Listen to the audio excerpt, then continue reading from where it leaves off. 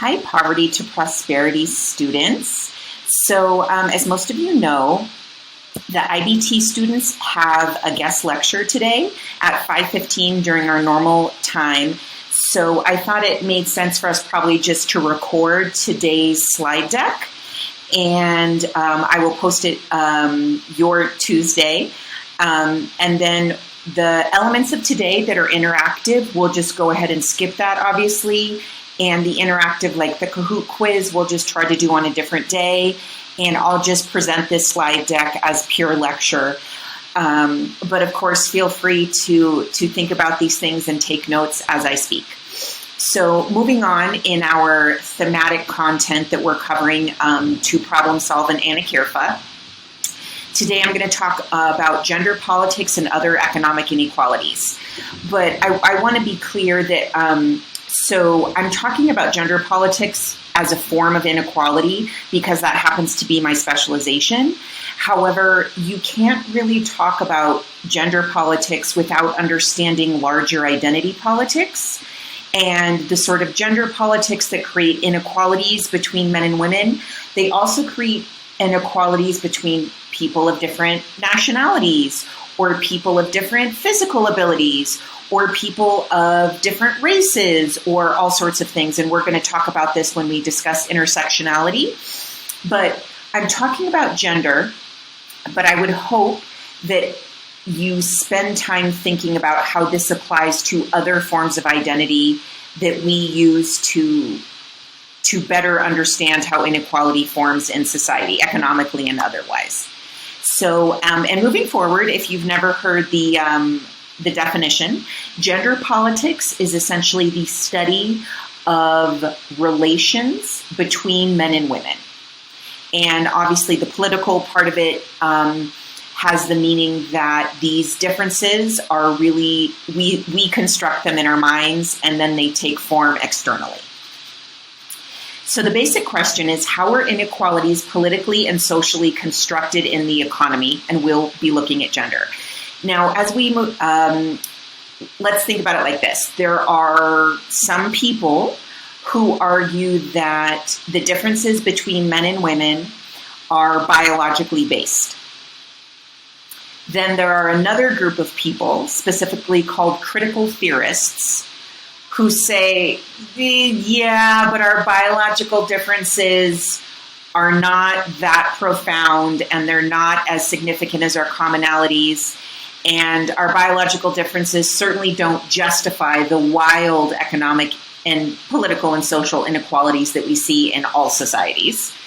So I just want you to think about how much of what we talk about today is biologically inevitable and how much of it is really those biological differences are really a justification that we have for inequality between men and women.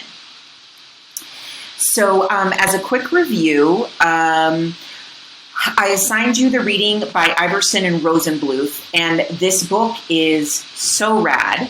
And it's basically a political economy, like using traditional economic approaches to studying economic inequalities between men and women, but looking at the house first. So before Iverson and Rosenbluth's book, all economic studies tended to be at the micro level, like country to country, or at the micro level, like what does an individual consumer do?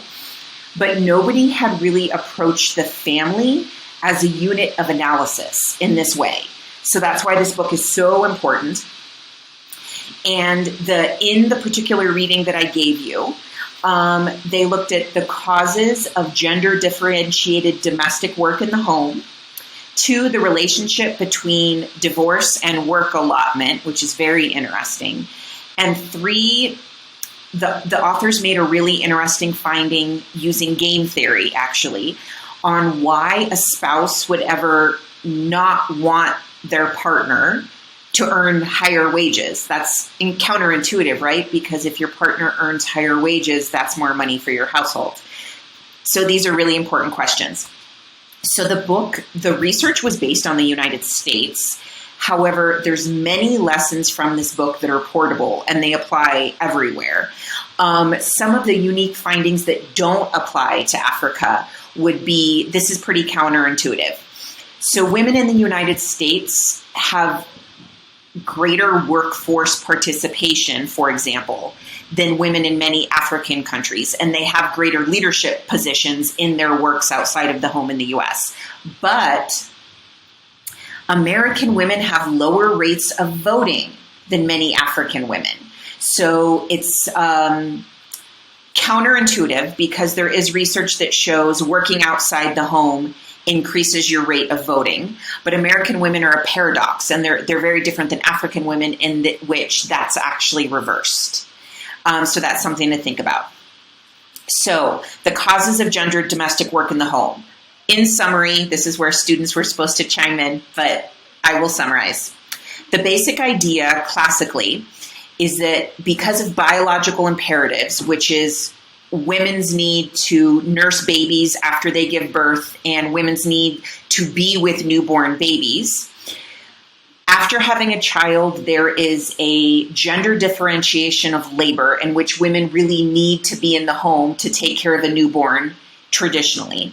And then what happens over time is women become specialized in the tasks needed to run a house. And because men can't do things like nurse a baby and other things, they increasingly work outside of the home. So as time goes on, women become specialists in domestic labor and men become specialists in external labor. And it's very hard to break this pattern. However, the point that the authors want to make and that I would really like to emphasize is there is no need for this gender differentiation after breastfeeding is over. Like, there's no need for this after a child's first months of life. But what happens from a political economy standpoint is there becomes a specialized division of labor that it is very difficult to untrench or break. So that is what the classical explanation for this. So number 2, the relationship between divorce and work. And so this is what the authors find. Divorce rates are lower and couples are more likely to stay married when women do not have skill sets in which they can work outside the home and earn higher income. Divorce rates are more likely, or they are higher, when women have options of working outside of the home. And Rudy, in a call we had recently, shared with me the really interesting finding when you look at universal basic income, UBI, in Brazil. And under the implementation of what was almost complete UBI, which was wildly successful in Brazil, what researchers found is that rates of divorce and the dissolution of relationships went up, specifically when women were in abusive relationships. So women used supplemental income, this UBI, to start their own businesses, to buy a home, and they spent their money in ways that allowed them to leave abusive partners. So I think that's a really interesting example of what Iverson and Rosenbluth are talking about, which is what we find is when women have the option to economically leave a marriage that is unhappy and unsatisfying and bad for them, divorce rates go up. So that's an interesting finding. And 3, why a spouse would ever oppose their partner earning higher wages. So Iverson and Rosenbluth found that some husbands did not want their wives to earn a higher income because they understood that earning a higher income would give their wives the ability to leave the marriage because it would give them outside options. And this is where game theory comes into play. So rationalism, which is something we talk about throughout this course, would dictate that a woman earning higher income would be in a man's best interest because that's more money in the house. However, the authors find, as a rational actor, the husband can say to himself, I would rather have less money for our household, but ensure that my wife stays home, rather than earn higher income now and run the risk of her being able to leave me eventually.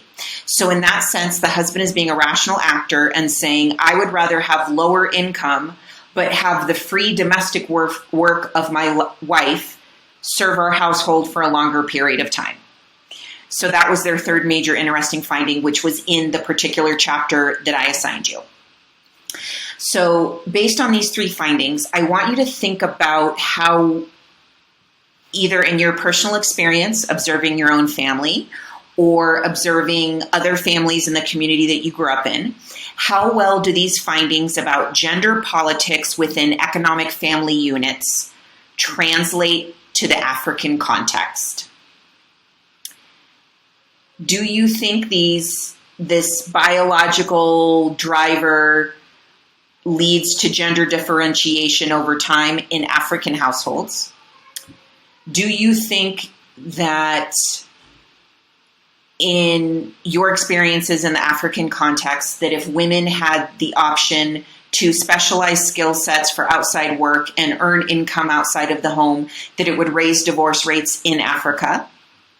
Do you think that, like American men, African men would also be willing to give up a higher household income in order to ensure the unpaid domestic work of a female partner for a longer period of time? Open question. This is what you would be discussing if we were doing this together.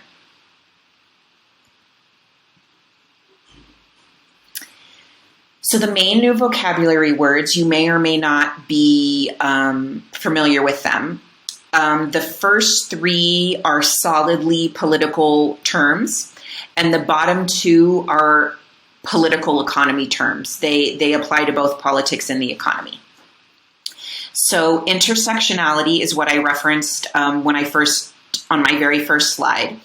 And that is the way that different forms of identity and oppression intersect to create new forms of vulnerability and new forms of discrimination. So, for example, if you are a woman, that's one form of economic vulnerability. And if you are not fully literate, that's another form of vulnerability. And then if you also have a physical disability, that's another form of vulnerability. So according to the theory of intersectionality, that is not 3 times the vulnerability based on your gender, your education level, and your physical disability or non-disability. Those 3 forms of vulnerability interact to exponentially create hybrid and new forms of disability. So, and that's, for example, a woman who doesn't know how to read or write has a unique life experience that is totally different from a woman who also has a physical disability. So I want you to imagine like a Venn diagram, and all of the circles are like interconnecting and moving around to create this hybrid, unique identity right in the middle. So that's what intersectionality is about. Gender essentialism, I have an encyclopedia entry on this term. So gender essentialism is this idea. So here's the basic question. Do all women on the planet share essentialized life experiences and an essentialized identity that's common, that gives them one form of vulnerability that they all share?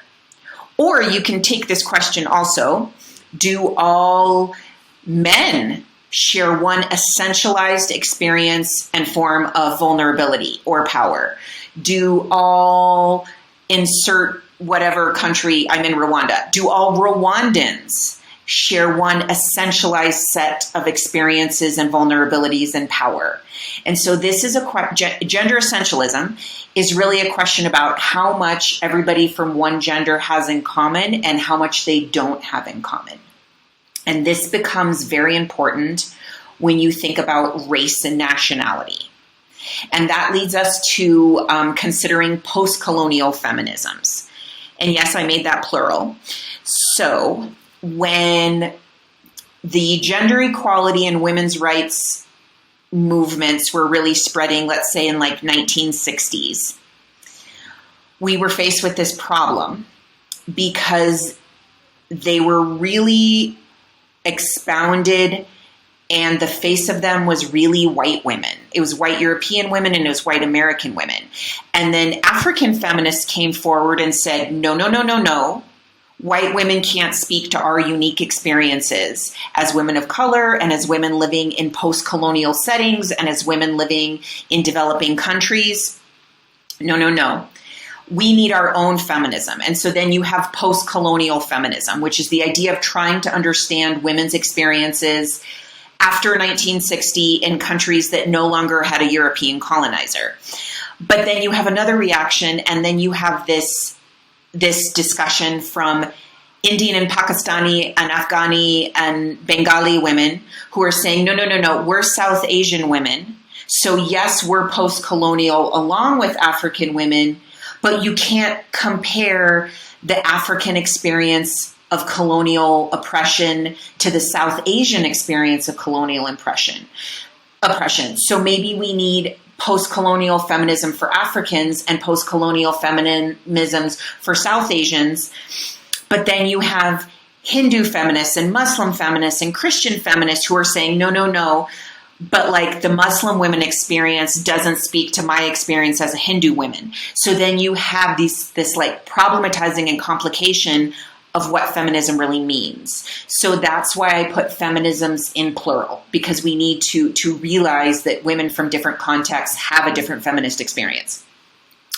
And then the economic terms to think about are the feminization of poverty, which is the finding nearly across the board in every country that women typically have higher rates of poverty. Little girls have higher rates of poverty than little boys. Women have higher rates of illiteracy than men. Women are more likely to have gaps in employment than men. Women are less likely to own assets compared to men, et cetera, et cetera. So we call that the feminization of poverty. And the gender wage gap, which most of you already know, is that across the board for the same experience with the same background, the same education level, women tend to earn less than men in nearly every country in the world. Exception, of course, is Scandinavia and Northern Europe. And right now, across the board, the average gender wage gap is 75 cents on the dollar, or women earn 75% of men's 100% when they have the same qualifications and should earn the same amount. So that's the gender wage gap. Okay. So, when I'm trying to discuss inequalities in the economy, I can't do that without discussing power. And I mean social power, political power, and economic power. And I believe I might have already said so far this module, I'm not sure, that the general accepted definition of power, at least in politics and political science, is that power is the ability to make others behave in a way they would not otherwise behave. I'm going to let that sit. Power is the ability to make others behave in a way they would not otherwise behave. Now, within that general definition, which comes from a German sociologist named Max Weber, there's kind of like three iterations of this definition, or three, I guess, schools of thought. So the first one comes from Robert Dahl, and I put these in quotations. These are not like literal quotes from these theorists. This is like my way of making this easy to understand for undergraduates. So Robert Dahl basically said, hey, everybody, power is getting people to do things they would not otherwise do, much in line with like Max Weber. Then along comes Bachrach and Baratz, and they said, let's refine this Weber and Dahl definition. And they said, power is the ability to set the agenda. And that means like a political and economic agenda. It mobilizes bias. I find that word choice fascinating. Mobilizing bias through organization and categories, and power obscures some issues and questions and prevents their discussion. So what Bachrach and Baratz were saying is that power is the ability to get people to believe in inherent identity differences among people, and then silence the conversation about that inequality based on that identity. So this is like really revolutionary because they're saying, no, no, no. Power is the ability to determine collective conversation. It determines what we see on the news. It determines, the platforms that our politicians run on. They decide what's pressing social problems exist or not. And it's the ability to determine what you talk about at the dinner table, like what you think is an important social problem to discuss. So that's amazing. And then along comes Stephen Lukes, one of my professors at NYU, and he said, power is the ability to persuade people that their interests are such that they ought not question the organization of categories or try to do certain things in the first place. And Stephen Lukes, this is like a power trip because he's saying power can be so subtle that we don't even recognize it or question it. So, doll, you can imagine soldiers coming into your house and kicking you out of your house and taking all of your stuff, right? Armed power, soldiers, tanks, you can visualize war. Lukes is saying, no, real power is that you have structural inequalities, processual inequalities built into society, and we don't even notice them. So like the hashtag Me Too movement is like a perfect example of that because harassment and violence against women was so normalized that we just like thought that rich, powerful men should treat women like that. Like even me, I mean, I didn't even question it sometimes. And so power is really the ability to get people to not even question their own inequality. So the Lukes definition is really, for me, gives me a lot more pause. And I hope it does for you too. So this slide and the next slide basically summarizes how gender politics arose after World War II, and like it's the start of the conversation that brings us to where we are today.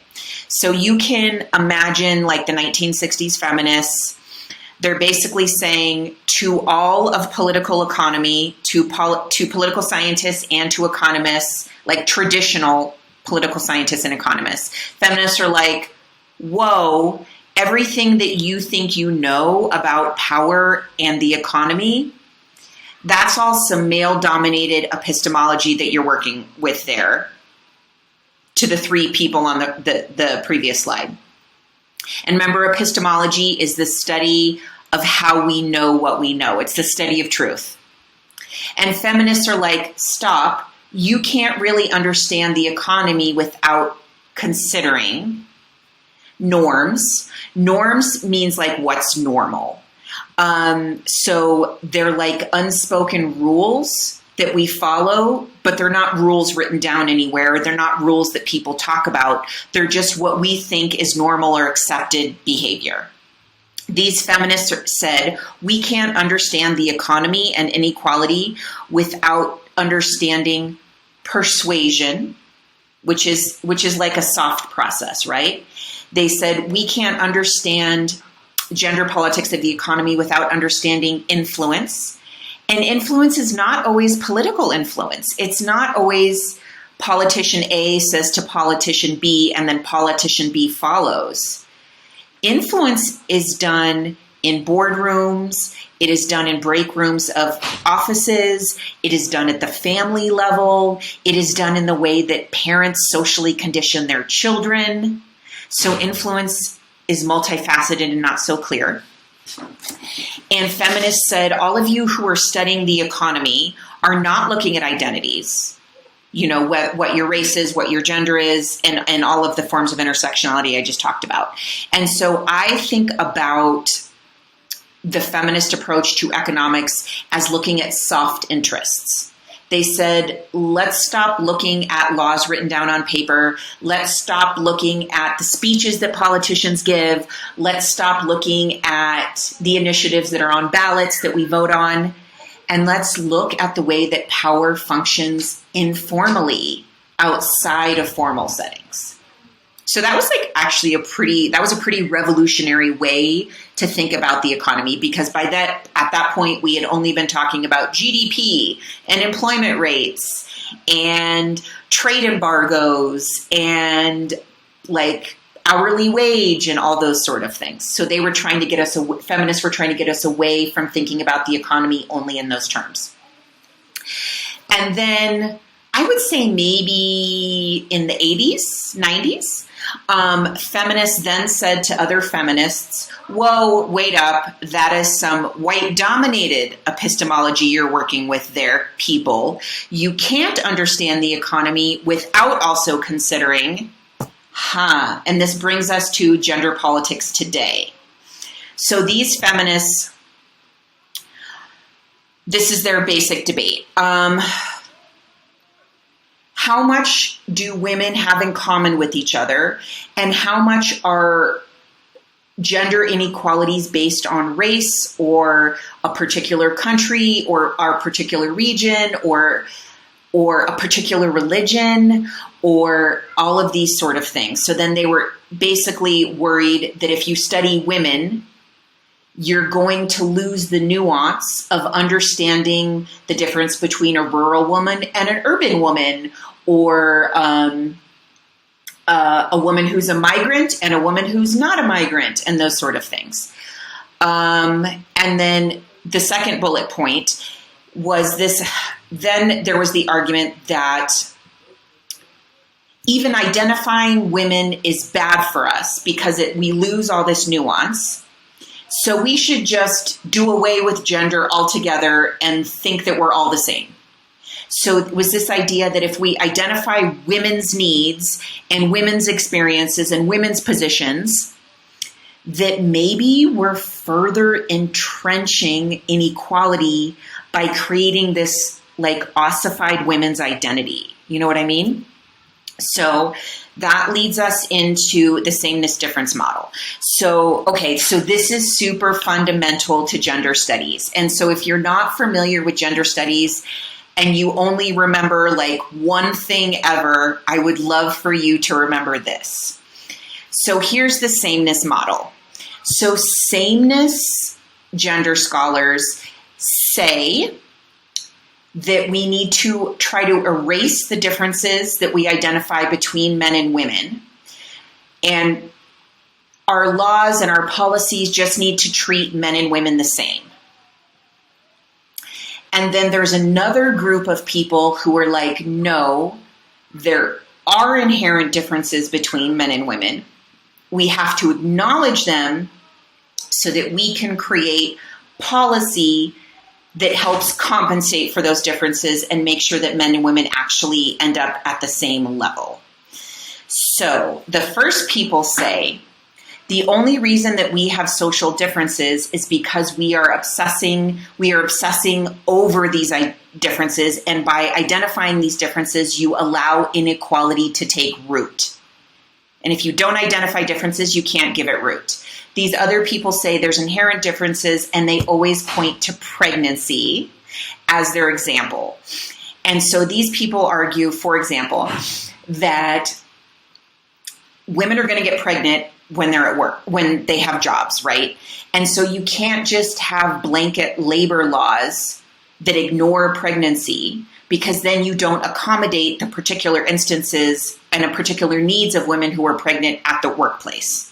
So some biological differences mean we have to note, we can't treat men and women the same. And that leads into, that discussion is connected to the equality versus equity discussion. So equality is about sameness of access. And one of my favorite illustrations, it's also on the slide that you're looking at now, is it's a cartoon I once saw, and I've never been able to find it again, and I would love to, is you have a water pump at the top of a hill. And there's a sign above the water pump that says men and women have equal access to this water. And that is a form of equality, right? No one is stopping the woman from getting to the top of the hill with the water pump. However, the man is wearing a good pair of shoes because he could afford them. And he's clearly he's had a good diet. He's muscular, he's strong. And then on the other side of the hill, the woman is wearing cheap flip-flops. She has a baby on her back. She is carrying firewood on her head. And she's very thin because studies also show, by the way, that men take a higher proportion of calories at a family meal than women do, even when you account for their higher body mass. So she hasn't had as good a meal to eat for the day, etc. And so clearly the man is going to be able to rush to the top of the hill, no problem. And the woman is going to have a much higher difficulty getting to the water pump at the top of the hill. So we need to find a way to actually create equity between that man and the woman so that they can actually access, and that's equity, they can actually get that water at the same rate. So this illustration at the bottom right-hand corner is a great example of that. Equality is about giving everybody the same size box to peer over this wall to see and therefore theoretically be able to get the resources that are on the other side. But is it really fair to give a tall adult and then perhaps a short adult and then perhaps a child the same size box? No. So equity is about redistributing resources in society to help that child have more boxes. And then you can see on the right-hand side, they actually can peer over the wall at the same rate. So I would say equity is about reallocating resources to make sure everyone actually can enjoy social benefits at the same rate. So I'm going to show you a video on intersectionality. This is Kimberly Crenshaw, who is the queen of intersectionality. She created the theory of intersectionality in 1999. She is a Black American lesbian. And so part of her argument was that being a Black woman is not, who's a lesbian, is not the same level of discrimination and the same experience as being a Black woman in America who is straight. And also being a white lesbian is not the same experience I have as a Black lesbian. So she was talking about the way her different identities intersect to create her life experiences.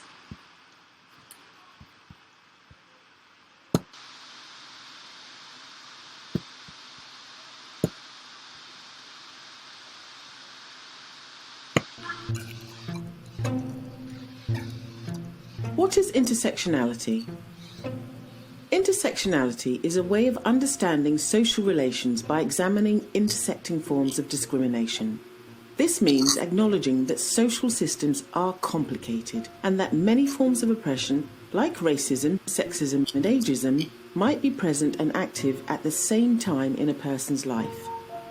Everyday approaches to building equality tend to focus on one type of discrimination, for instance, sexism, and then work to address only that specific concern. But while the career of a young, white and able-bodied woman might improve with gender equality protections, an older, Black, disabled lesbian may continue to be hampered by racism, ageism, ableism and homophobia in the workplace. Intersectionality is about understanding and addressing all potential roadblocks to an individual or group's well-being. But it's not as simple as just adding up oppressions and addressing each one individually. Racism, sexism and ableism exist on their own, but when combined, they compound and transform the experience of oppression. Intersectionality acknowledges that unique oppressions exist, but is also dedicated to understanding how they change in combination. The roots of intersectionality lie within the Black feminist movement, with legal scholar Kimberly Crenshaw originating the term.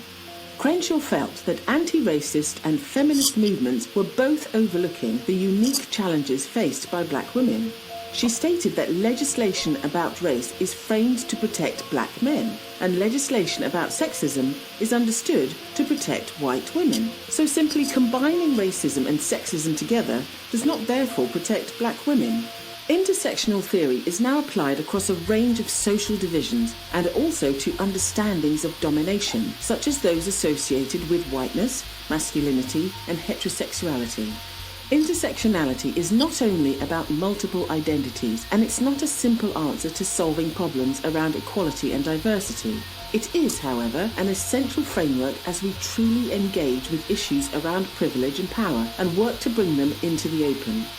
Intersectionality means listening to others, examining our own privileges, and asking questions about who may be excluded or adversely affected by our work. As importantly, it means taking measurable action to invite, include, and centre the voices and work of marginalised individuals.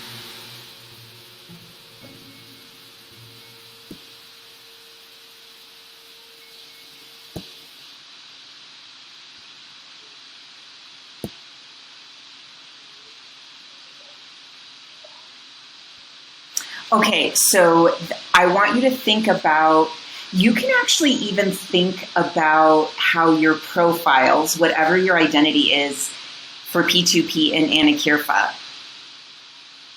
It would be really lovely, I wish we were doing this synchronously, if you were to think about how your identity in Anna Kirfa might put you in a position of intersectional economic vulnerability.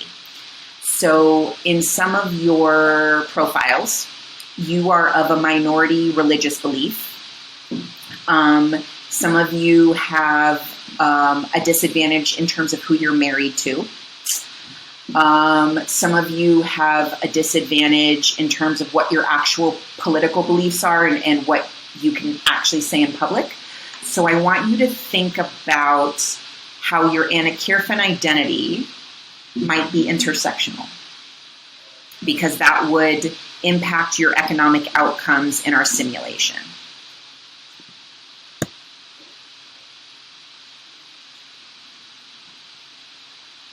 No, we don't do that. I'm going to do that. There we go.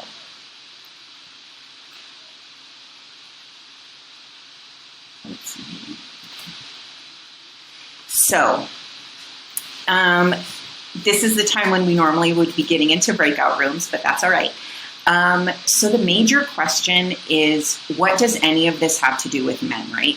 So this is where I want you to try to think about how gender politics are part of larger identity politics overall. So ALU students are actually really good about answering this sort of question because most of you, I mean, all of you have probably lived in a foreign country or you've been abroad in some way.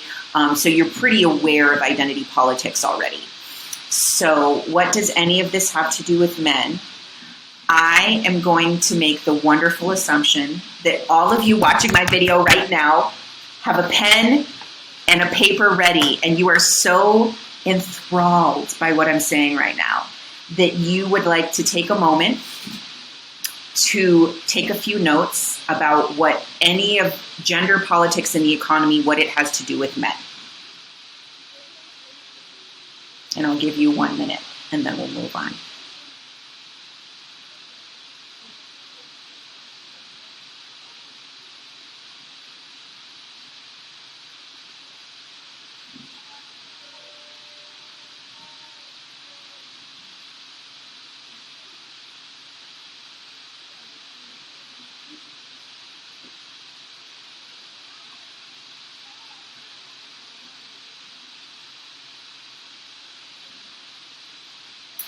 Okay, and I think maybe for our next Monday evening session, I might ask for your thoughts on this question and also the questions on the next slide as a review. So please definitely have some thoughts to share with us about how, even if theoretically you are the winner in the gender politics game, certainly you are not overall actually a winner, because society is much better when we have gender equality.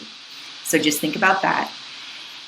And then the second moonshot question, which we, I think we'll probably go over our next session, is what does any of this have to do with you as an individual, as a young African leader? So this is, I guess, the moment when I would like for you to spend a minute thinking about gender, this is a good way to think of it, how gender politics might inform your mission project, for example. How would gender politics inform how you hire if you want to start a business or a nonprofit? How would gender politics inform who are your consumers if you're trying to develop a product? How would gender politics impact voting outcomes if your mission project is sensitive to elections? Things like that. I'll give you 1 minute because I know you're all furiously taking notes. What does any of this have to do with you as an individual, as a young African leader? Namely, how would this impact your mission project?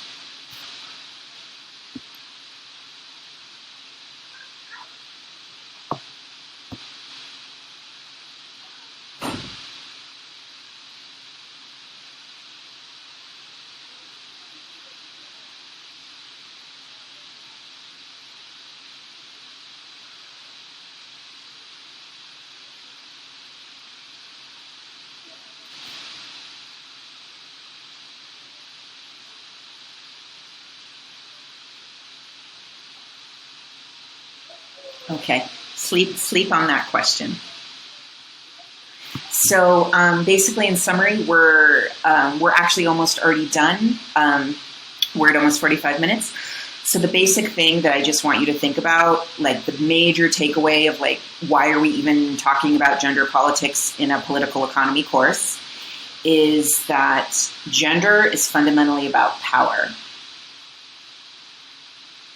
And power is fundamentally the determinant of equality or inequality. And then equality or inequality really determine our economic differences and how the economy takes root. So there's no such thing as an economy on the planet that doesn't have any inequality at all. And there's no such thing as any inequality that's unrelated to gender. And maybe, depending on what country you're from or what your background is, maybe you could say the same thing about race or like nationality or immigration status or anything like that. Gender is just one form of identity, but you can carry that argument into a lot of other identities as well. Okay, that wraps us up for today. IBT students, I hope you're enjoying your guest lecture. And I will see you all, along with Rudy, on Friday morning as we get back to our simulation in Anakirfa.